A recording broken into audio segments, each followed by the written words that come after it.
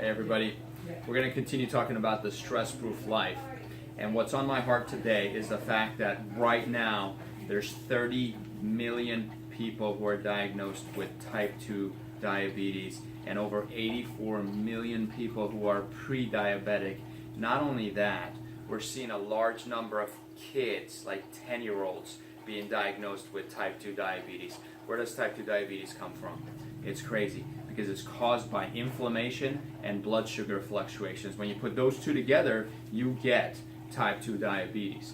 Now, where does the inflammation come from? Well, you know, we've been talking about stress. If your body is not equipped to handle stress, there's going to be inflammatory responses in your body. In fact, I saw a study that showed in mice, when they're stressed, their immune system starts to attack their brain cells.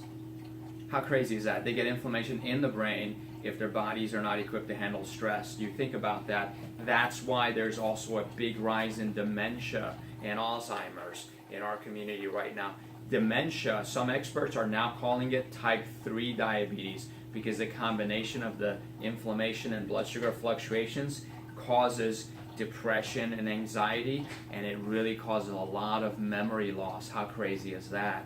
So what are we going to do about this? Well, let me talk about blood sugar for a second, and then I'll tell you what to do about it.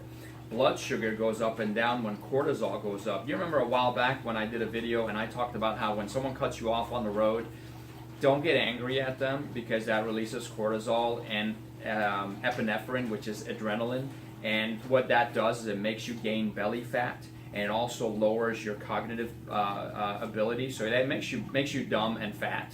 And so when someone cuts you off on the highway, instead of getting angry at them, you're supposed to say, hey, you're not going to make me fat, and you're not going to make me dumb, and I'm going to stay at peace, and I'm going to stay joyful. Now, here's what happens. Cortisol gets released. Cortisol goes into your body and creates sugar, creates blood sugar. So it breaks down protein from your muscles and turns it into sugar. It takes fat and turns it into sugar. So it raises your blood sugar. It also suppresses insulin. So blood sugar goes up, but there's no insulin. There's all this blood sugar in the body.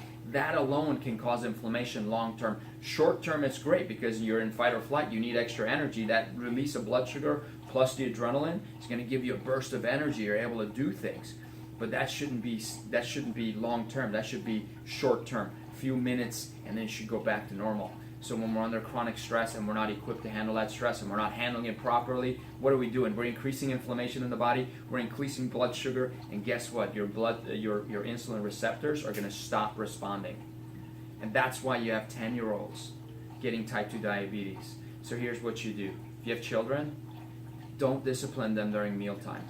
Don't yell at them during mealtime. Keep a peaceful environment during mealtime.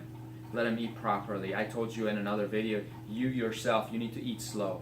And you need to prepare your mind and body before you eat by relaxing. Maybe play some classical music.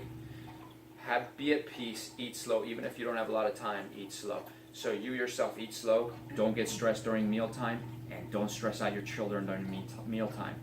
Huge, huge, huge. I'll tell you more next time. Hope this helps you.